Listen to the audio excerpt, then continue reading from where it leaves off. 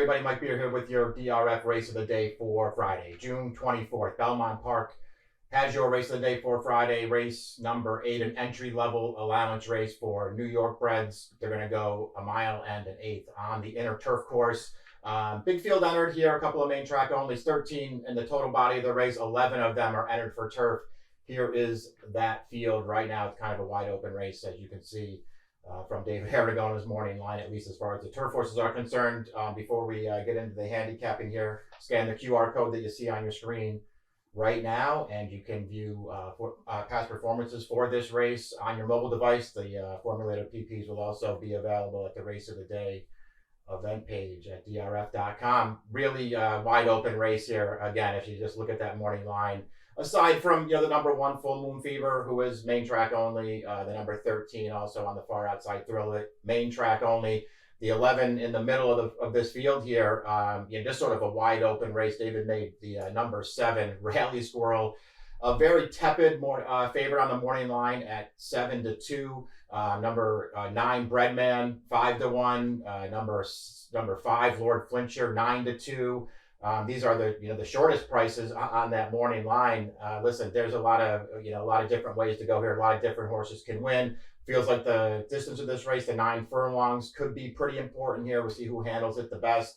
And as always, in these 9 furlong races on the inner turf course at Belmont Park, where they start pretty close to that first turn, trips very important. It's very important to try to get over and save some ground if you can early in the race. If you have some speed, this is a good distance and surface to use it on, because if you can get to the front in this race and maybe get some trips behind you, it's a pretty big advantage in these races.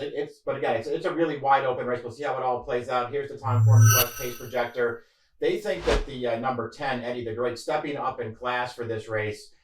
They have him as the main speed here from the outside, and I can certainly see Javier Castellano trying to come out of there running a little bit to try to make the lead in this race. Eddie the Great's only run twice on turf in his career. They're both against weaker horses. He didn't win either of those.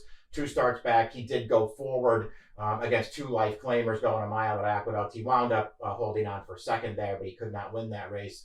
Last time stepped him up slightly in class. He was no factor against a better field, and now he steps up again and faces an even tougher field. So he's the pace as far as Time Form US is concerned. I don't know that he's necessarily a strong contender in this race. Certainly number 7 Rally Squirrel has the speed to go forward in this race, and I assume that they will be trying to use some of that speed from Rally Squirrel and try to get forward in this race. Joel Rosario is riding for the 3rd consecutive time here. They used his speed 2 starts back when he was off of a little bit of a layoff in this condition. Last time they didn't go. They decided to rate and sit in behind horses. And that trip, it mostly worked out. It didn't quite work out for him. He had a little bit of an excuse in that race. We'll see. I think they're going to get aggressive with him here.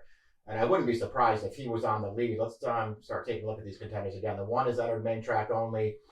Let's move on to the 2, Meseta. This is a horse who I could easily use in this race. I'll be interested to see what kind of price Meseta goes off at. 3 starts as a 2-year-old on the turf for this horse. I thought he ran really well in all of those races, including his debut, where he just didn't get a good trip or ride. They gave away way too much position in that race, and then he tried to make a wide run while still looking a little bit green in the stretch. And I thought that was a decent effort to be second. He came back. He won his next start, breaking his maiden very convincingly here at Belmont Park. And they ran him in the Central Park against Open Company. He ran well in that race, too. 78 Buyer finishing 3rd. Now, he had a real shot to win that race, and he wasn't quite good enough. But he still ran well. My problem with Meseta, the only problem that I really have with him in this spot is I don't really like either of his 2 races since he's come back so far as a 3-year-old. The first of those was in the Woodhaven, another race, another open stakes race against 3-year-olds. He just didn't run well that day. Maybe just being in that kind of a race off the lab is enough of an excuse. I still wanted to see him do a little running in that spot. His most recent start in this condition, going a mile here at Belmont Park. Another race where I just didn't think that he ran that well. He did improve his Buyer speed figure a little bit to a 75, but that was a race that had a really fast pace. Meseta was back off of the pace. He was coming into the stretch ahead of the 1-2 finishes in there. Both older horses, but neither one who I think is particularly good. And they both outfinished Meseta in there. So I just didn't really see an excuse for him in that most recent start. And I was very disappointed by that effort where he was first-time Lasix. I'm not that worried about the distance with him. I do think there's still a chance that he turns out to be okay for Linda Rice. I can see giving him another shot in here, but I would want him to be a pretty big price. The 3 is Agent Creed. He's a horse who is hoping that there's a lot of pace in front of him in here. He's actually run some good races. He's 2 for 8 in his career so far. All those races routed on the grass. He broke his maiden here at Belmont Park going a mile. Last to first in that race. Pretty good performance to win there. His only other win came 3 starts back last September, a 2-life claimer where he had a contested pace in front of him, and he once again came last to first to win. He went 22 and changed the opening quarter of that race. Perfect setup for this horse. He took advantage of it. We haven't seen him since mid-November. That was another race where he was outrun last early. Another race that had a solid pace going on in front of him, and it was a closer's race. The closers came late and dominated that race. Agent Creed, he just got into a little bit of traffic through the stretch there and couldn't get clear. Doesn't mean he was going to win, but he might have. I guess he certainly would have been closer at the end. The real question for him here is if he gets a trainer change to Michelle Hemingway, who's actually sent some pretty live horses into New York recently. Is he going to get any kind of a setup in here? Because this horse, based on what he did as a 3-year-old, he has no speed at all. And that's not a great running style, especially going this distance on the inner turf course. We'll see how it works out for Agent Creed. He's going to be a price. Number 4 is Frontline Dancer. Only his 3rd career start, 2nd of the year here for trainer Todd Pletcher. He's a 3-year-old. He's already been gelded. Okay in his debut, just got outrun in that race. That was back in December at Aqueduct. His only start as a 2-year-old. Raced on without real threat through the stretch of the race, but it was sort of an underrated performance. And then he came back for his 3-year-old debut, May 30th, here at Belmont Park, and a state-bred maiden. We'll look at the stretch run of that race right now because Frontline Dancer ran pretty well in this race. They just took him back off the pace early, rated him, stayed out in the clear with him all the way. Under a ride around the turn. He still had some work to do as they came into the stretch, but they swung him out widest. I thought he came with a really good finish in this race, and he's going to close this thing down at the end. First time Lasix, first time blinkers. I thought this was a good performance, 71 buyer. And now he steps right up, just takes the next logical step here for Pletcher. He's 10-1 on the line. He's got to improve to beat this field, but he might have a hint of tactical speed. This horse has a chance to be okay. I wouldn't totally dismiss his chances. He's a great price on the morning line. Number 5 is Lord Flincher. I'm a big fan of Lord Flincher. He's another horse who likes to sort of sit back and make one run in most of his races. They've tried this condition with him in his last 3 starts. He's run, okay. He was in that Agent Creed race that I talked about earlier back in mid-November, a race that set up very well for the running style that Lord Flincher has. He was way back in the pack early in that race. Came with a good finish down the outside. He kept gaining ground all the way down to the finish. He couldn't quite get up, but he thought he finished a good 3rd that day with things, working to his advantage. 2 starts so far this year. I didn't love the trip that he got off the layoff back at the end of April. He finished behind Rally Squirrel and Timbuktu, 2 horses who were back in this spot in that race. But they just sort of rode him a little conservatively in that race. He got blocked behind horses in the upper stretch, had to steady. Then he split horses about the 8th pole and came with a pretty good finish. That was an okay place to start. Here's his 2nd start off the left. We'll look at the replay right now. Rally Squirrel's in this race as well, number 7. And listen, Lord Flincher has every chance to win this race, as you can see here through the stretch. He got a great trip in here from Jose Ortiz. He takes his shot at Barrage, who's on the lead there, and they're going to duel down to the finish. Lord Flincher looks like he actually gets his head in front there in mid-stretch, but he can't seal the deal. He gets out-finished at the end of this race, and there's just really no excuse here. He hung a little bit in here. He got an 80 buyer speed figure for it. He tends to show up and run a pretty good race every single time. But trips are really important to him. He's probably not going to be a great price now. He's 9-2 on the morning line here. And I'm not so sure that 9 furlongs actually helps his cause in here. We'll see. He can easily win this race for sure. And again, I'm a fan of this horse. But off of that last race, I'd kind of, really rather not go back to him in here. And maybe take one of the horses he's been competing against recently. Barley One is the 6. I couldn't make a case for Barley One. He's very consistent. Let's just say that. He's got figures that make him competitive. He is a 4-time winner on the grass. Most of his wins so far have come when they've run him against claiming competition. And that the most recent win of his was over a year ago at the Fairgrounds against 17 5-claimers.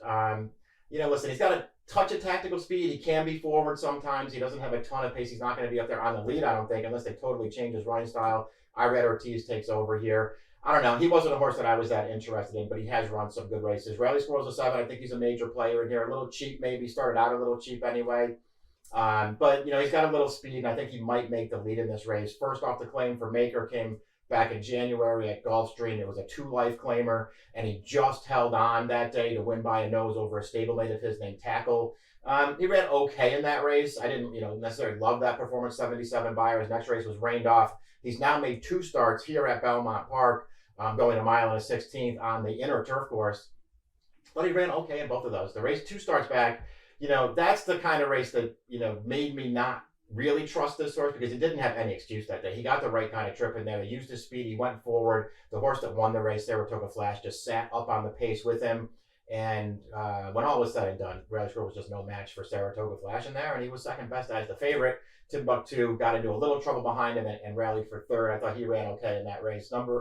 And then Rally Squirrel came back in his most recent start, the one we just watched with Lord Flincher, and he just got a different trip, a different ride. They sort of sat in behind horses in that spot while Barrage and Lord Flincher, we saw on the replay at the top of the stretch, while they were on the outside making their runs out in the clear. Rally Squirrel was held up just for a minute in behind horses. He had to wait. He got clear behind those 2 horses, and I thought he, raced on pretty well. He didn't really have a chance to catch those 2 horses. He wasn't making a lot of ground either. I don't know. I thought he ran pretty well. His last 3 turf starts, all 77 Buyer speed figures. Maybe he's got to take a step forward. The 9 furlongs could be a little bit of a question for him, but he's going to get the right trip in this race. I think he can win. Timbuktu's the 8. This is a horse who I think is a big player in here. Very lightly raced for Brad Cox, a 3-year-old, so he will be taking on some older horses here, but won his only start as a 2-year-old. They debuted him at Saratoga in a mile and a 16th race on the grass. Only a 49 Buyer for that race, but I thought he ran well. I don't think the 49 reflects how well he ran. Pace wasn't that fast in there. He was off a bit early to sort of saving a little ground. They took him to the outside around the turn. Thought he was very game to take that race over and then to hold off a closer at the end of the race. I thought that was a perfectly fine performance. He didn't come back until April 30th, in the race that we were just talking about with Rally Squirrel, where the 1-2 finishers were up on the pace together the entire way. This horse was back off of it, sort of down towards the inside. He was trying to keep up, but he was, sort of held up behind horses there around the second turn of that race. In between horses all through the stretch as the 1-2 finishers got away from him. I thought it was pretty game to get third in there. It was a nice step in the right direction for him. He's got plenty of pedigree, at least on the bottom, to get this kind of a distance too. There are things to like about this horse, and he's another one at a great price on the line. The 9 is Breadman. He can win. I think he has run some okay races, but to be honest, this is the kind of horse who's really running out of chances. He won his career debut on the grass going a mile, and he overcame a little bit of trouble, a little bit of a poor start to win that race. I thought he looked really good winning that day.